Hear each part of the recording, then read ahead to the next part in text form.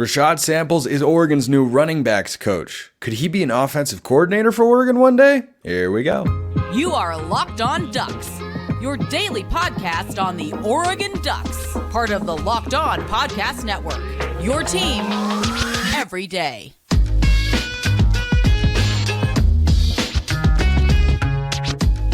Yes, it is that time once again for Locked On Ducks. I'm your host, Spencer McLaughlin. Thank you so much for making this your first listen or your first view of the day. Part of the Locked On Podcast Network, your team every day, and your number one source to stay up to date with the Ducks, which is why if you have not already, you should like, comment, subscribe, rate, and review wherever you listen to or watch this show. Lots to get to today. The perfect Oregon basketball transfer might be in the portal. He might be. That's coming up later. But Rashad Samples comes to Oregon by way of Arizona State. He has been all around the block. He's been in the NFL. He's been at SMU. He's been at TCU, ASU, to Oregon now as the running backs coach. I think this is a great move for the Ducks. And the recruiting capability that he brings to the table is one that enhances Oregon's staff. And I think he really moves into the staff as, one of the top 3 or 4 recruiters that are not Dan Lanning or Tosh Lupoi. And that's no small thing with the way that Oregon recruits. But I got to thinking about what his career trajectory is. Because as I mentioned, this is a guy who has moved around a little bit. He is a young guy. He appears to be an ambitious sort of guy. When you see coaches that have a track record of moving from spot to spot, that doesn't mean that's not an indictment of that particular coach in any way. What it means is that coach wants the best opportunity to keep climbing the ladder. Go look at Dan Lanning's career resume prior to arriving at Oregon.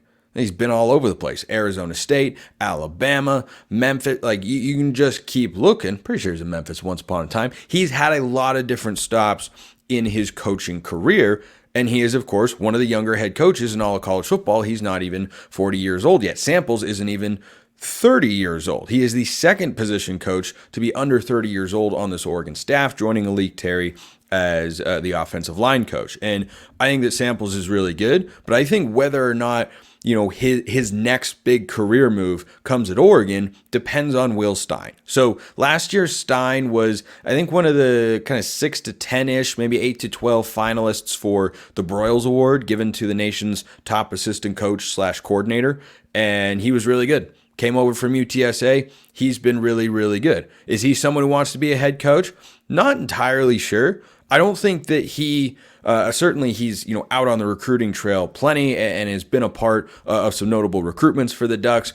I don't know if he's got the recruiting chops or reputation that even a guy like Rashad Samples has. The word on Will Stein was, he's got ties to Texas, and certainly that is a factor in bringing him in as the offensive coordinator. But is he going to be the best recruiter outside of Dan Lanning on staff? Probably not. He's certainly up there, but Samples, I think, has that reputation more than Stein did when he came in from UTSA last year. He was known as a good play caller, and I think that really played itself out, save for a couple of moments, and nobody's perfect. In 2023, Stein was very, very good. But with Rashad Samples, he's going to be, I think, an offensive coordinator at some point. That could very well be with Oregon. That is entirely possible. A guy who was a passing game coordinator at Arizona State, had that in his title, and has the assistant head coach moniker with Oregon. I think those two things, those don't tend to happen by accident. They're kind of just titles or just names. They don't always mean something. But I think when they're both involved in a guy who's got the career track record that he has, he wants to be an offensive coordinator. And in the view of Kenny Dillingham, his former head coach, he could be a head coach one day and may very well want to be that sort of guy. So if he were to become Oregon's offensive coordinator, I don't think it would have to be in 2025, but it would certainly have to be by 2026.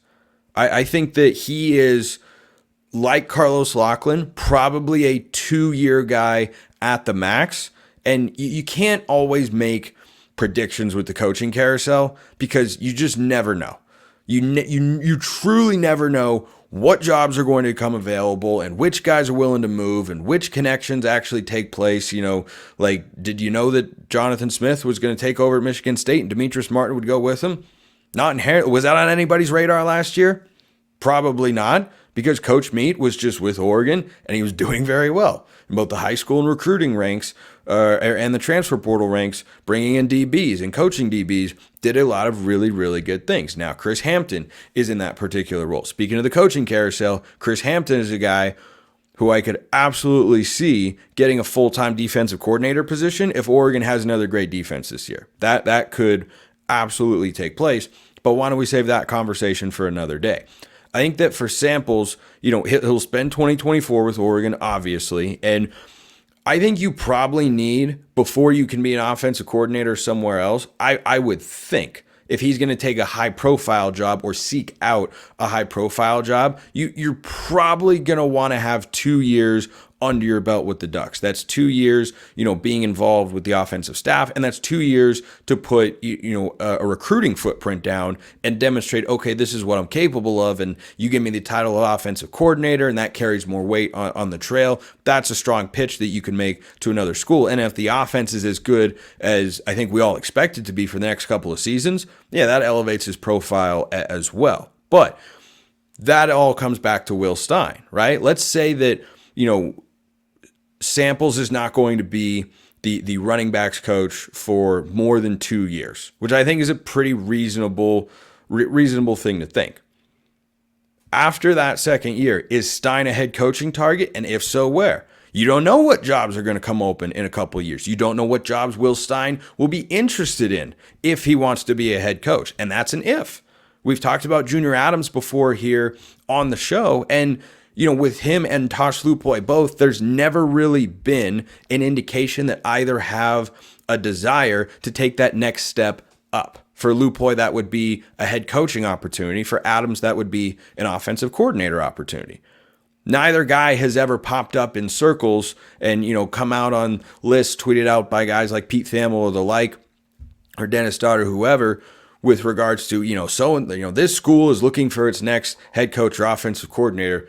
Those guys' names don't pop up, and names do not pop up by accident. And if your name doesn't pop up, that's also usually not by accident. So I think that with Stein, a young guy that went from UTSA to Oregon, certainly there is a career trajectory there. Oregon has got a track record of having offensive coordinators and defensive coordinators go on to be head coaches. Joe Moorhead went back to be the head coach at Akron, after he was at Mississippi State previously. You had Marcus Arroyo get the head coaching job at UNLV. You had Andy Avalos get the head coaching job at Boise State. Those guys didn't necessarily work out there, but they took those opportunities because Oregon helped elevate them to that sort of platform. And if Stein goes out this year and next year and is calling another top 10 offense each of the next 2 years, yeah, he's going to garner head coaching attention because a lot of universities like to go after young guys, just like Dan Lanning does. And Stein is a younger guy. I think Stein's like 34, 35 years old and seems to be a really, really good offensive mind. So the thing with Stein is the job that you would directly tie him to naturally is his alma mater, Louisville. And I do not believe Stein would go from Oregon to Louisville as an offensive coordinator. But would he go there as a head coach? Yes. However, Jeff Brom is the head coach at Louisville, and I think Brom is a really good coach. He was winning at Purdue. He left. It fell off. Louisville instantly elevated. They had a 10-win season, played in the ACC conference title game. I think Brom is really, really good. And so if that job were, if things were to not go well and that job came open in 2026, I'm sure Stein's name would get tossed out.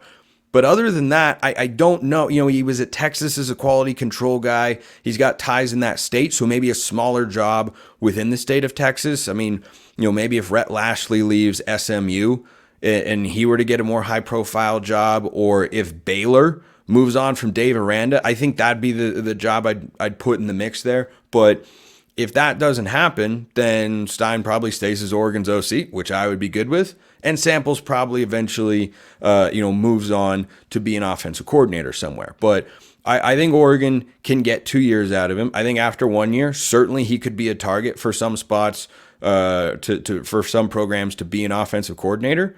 That's just the way of the coaching carousel. But whether or not he could be Oregon's offensive coordinator, I think depends on what happens with Will Stein. And certainly Samples could have that sort of qualification, but I don't think it's necessarily guaranteed, but the opportunity would only be there if the right head coaching opportunity comes available for Will Stein. Drop your thoughts in the YouTube comments or hit me up on X, formerly known as Twitter, at @McLaughlinCFB or at Locked On Ducks. Oregon's got their first spring transfer portal departure, and it does not surprise me one bit. First, let's talk about our friends over at FanDuel. Did you know that that's America's #1 sportsbook? Well, guess what? It is. It's playoff time in the NBA and NHL. Baseball's in full swing. My Mariners stink so far. And FanDuel, whether you like it or not, what's happening on the field, is your place to bet on every game. Right now, new customers get $150 in bonus bets guaranteed. See how I paused there? That's because $150 guaranteed. I don't know how much better it gets. $150 whether you win or lose. Bet on everything from slap shots to home runs to slam dunks, all in an app that is safe, secure, and easy to use. Really great interface over at FanDuel. They have a bunch of great content. They've got Oregon's win total at 10.5, fourth best national championship odds in the country, second best odds to win the Big Ten behind Ohio State. All that is available over at FanDuel. So what are you waiting for? Visit FanDuel.com/lockedon. Make your first bet an automatic win. FanDuel, America's #1 sportsbook.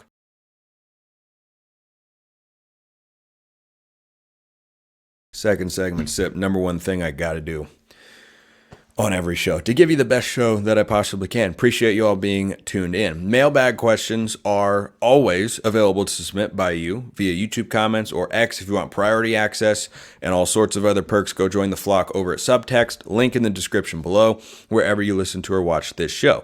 Before we get to a question from Kylie, Michael Wooten is in the transfer portal for the Ducks. He was an offensive lineman recruit back in the 2022 cycle, which was, of course, technically the first one that Dan Lanning and this staff were a part of, but it was kind of a, piecemeal, half and half, some guys left and everything with the Cristobal situation. But that class still was inside the top 25, landing in the 2 recruiting classes since. Both have been inside the top 10. They've been very good. A quick name to note is Cooper Perry. Cooper Perry is committing Wednesday afternoon, and I very much expect him to choose Oregon. Wide receiver out of the state of Arizona in the 2025 cycle.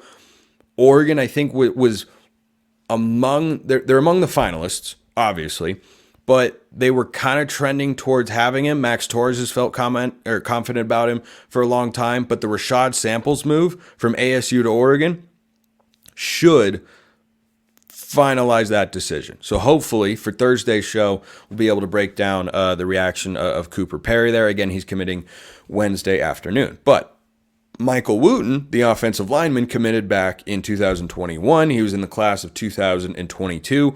And, I talked a while ago on a show about, what to expect from spring transfer portal departures and where, positionally those players could come from. And then the first unit I went to, if my memory is correct, which sometimes it is, sometimes it's not, was the offensive line. And the reason is twofold. Number one, Oregon's offensive line is very good this year. Number two, the depth is just really, really strong. Now, does Oregon need to continue recruiting the offensive line for 2025? Yeah, of course.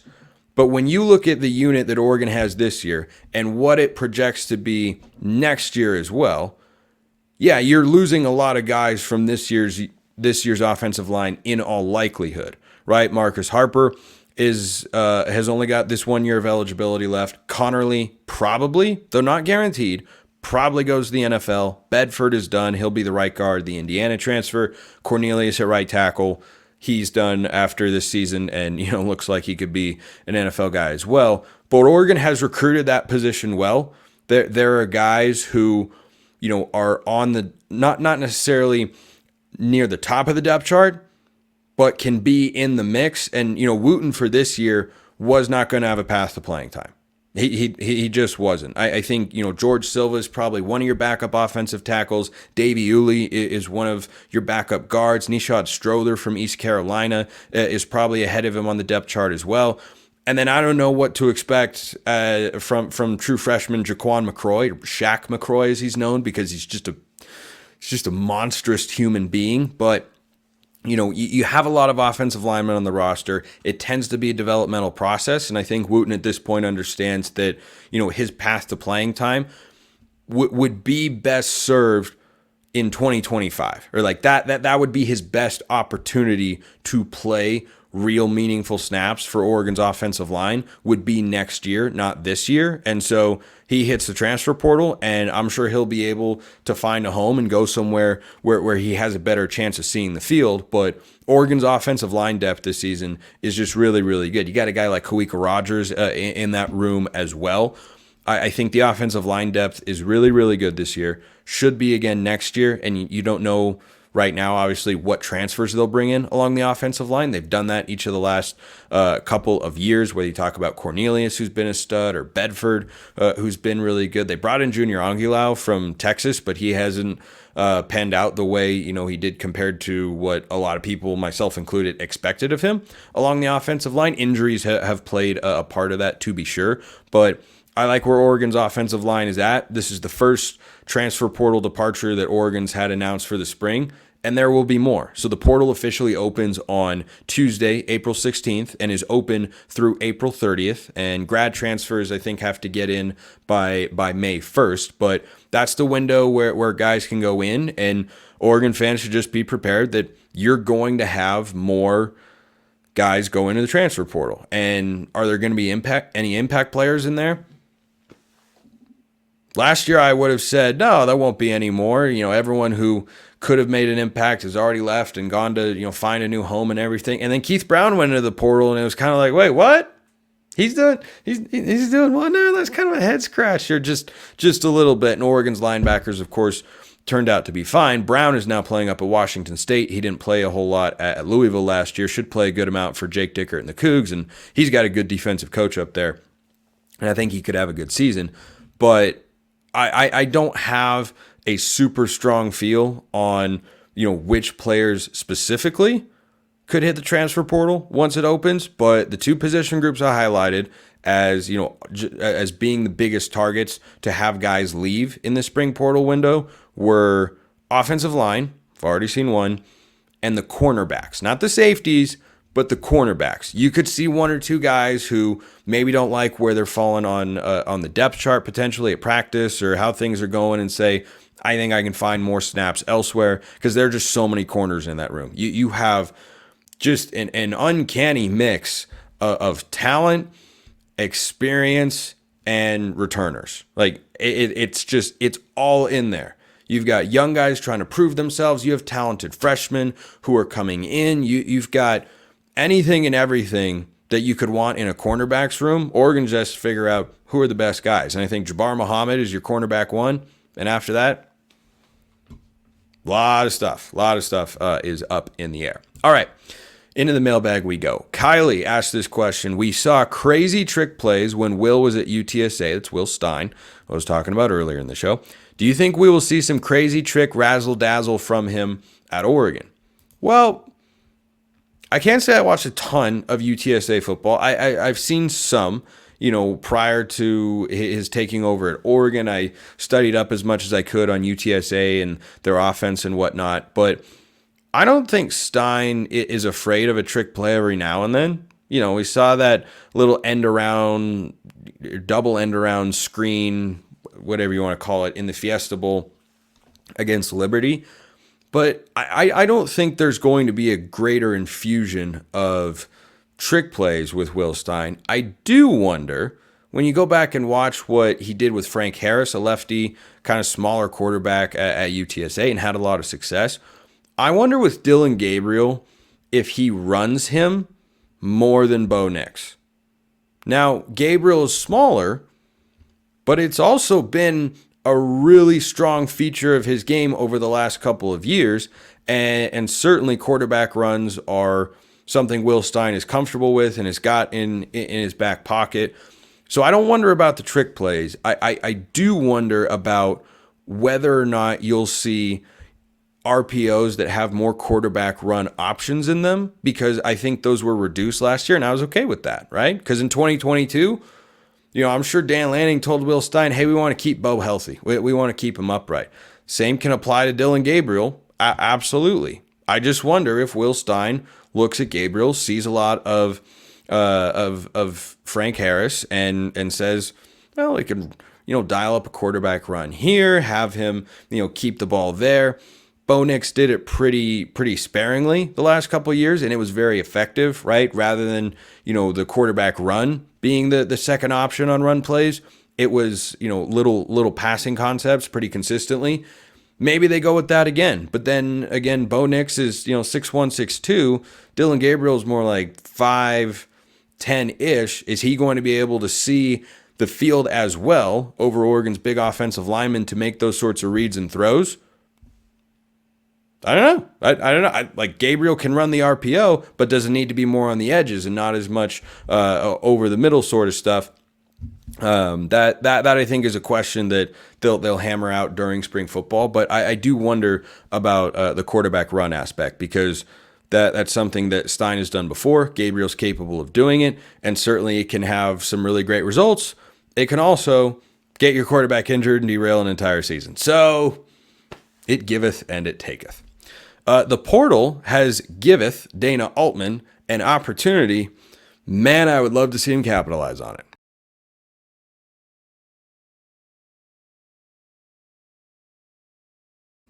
Oumar Ballo from Arizona is in the transfer portal.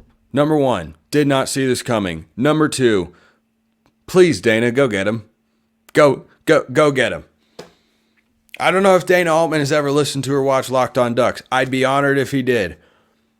Please go get Oumar Ballo. He is... I love Moneyball.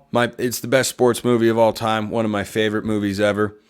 And there's a great scene in there about Jason Giambi, and he leaves. And Brad Pitt's making the point, as Billy Beane, of course. Is there another first baseman like Giambi? And if there was, could we afford him? Then he sends a word that I can't repeat here on the show. What we can do is we can recreate him in the aggregate. Well, adding Ballo wouldn't be recreating N'Faly Dante in the aggregate. It would just kind of be adding a new N'Faly Dante. So Ballo was a double-double machine this year. He had like 15 double-doubles. He averaged a double-double this year for Arizona. All-conference caliber player, experienced guy. Started at Gonzaga once upon a time, went with Tommy Lloyd to Arizona, and he's flourished over the last couple of seasons. Not only is he a big guy who takes up a lot of space in the paint, who blocks shots, who scores and is efficient, he's also, wait for it, originally from the country of Mali.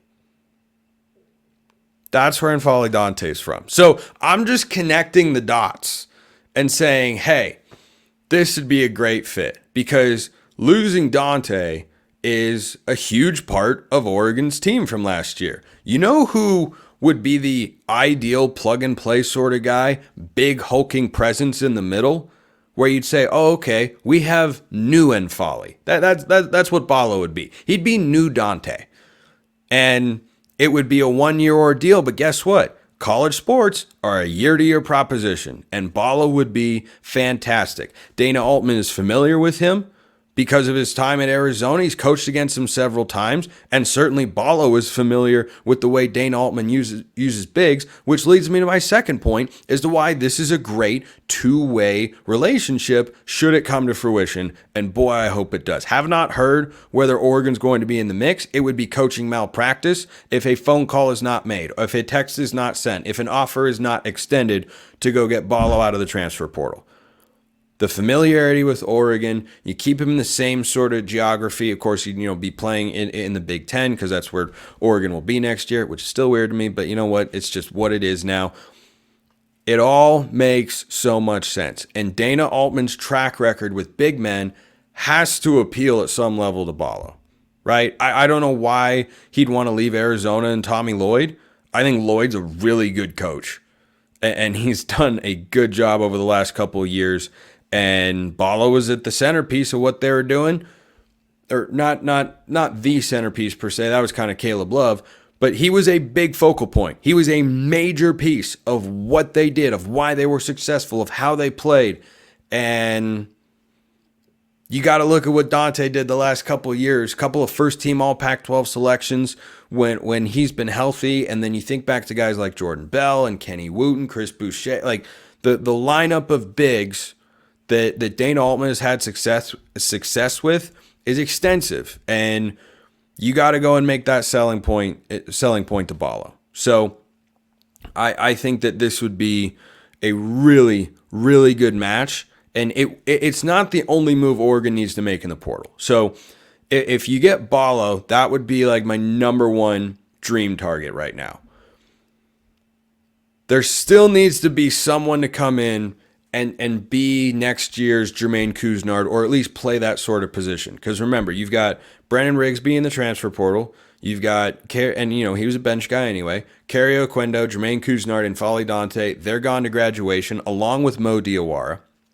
But if you brought in Ballo, your needs would go something like this. A big to bring off the bench, a starting shooting guard, and a bench wing/guard, a Kerry Oquendo type. That would be it.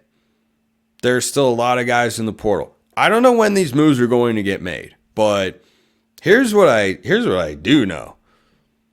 Gotta happen at some point. Can't run it back with what you have coming in the high school class next year. There's just the one guy. Just the one guy. Ibrahim Traore, a 6'8", 3-star center. I don't think he's going to be expected to come in, start, and set the world on fire.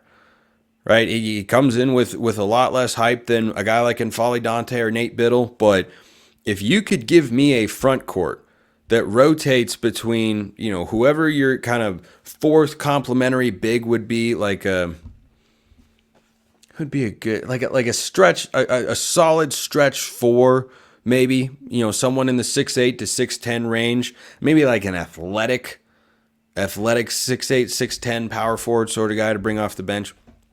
I'd be down with that. But if your top three bigs are rotating between KJ Evans, Oumar Ballo, and Nate Biddle, and you can find one more just kind of solid piece in there, that's going to be one of the best front courts in the Big Ten. Might be one of the best front courts in all of college basketball. I think Evans is poised for a massive leap forward in year two. And I think that Ballo is someone who comes in and fits exactly the way Oregon wants to play. And you can use him in the exact same way you used N'Faly Dante this past year. And he's every bit as skilled. I don't think he's quite as athletic. He's a little bit heavier, but his production is impossible to deny.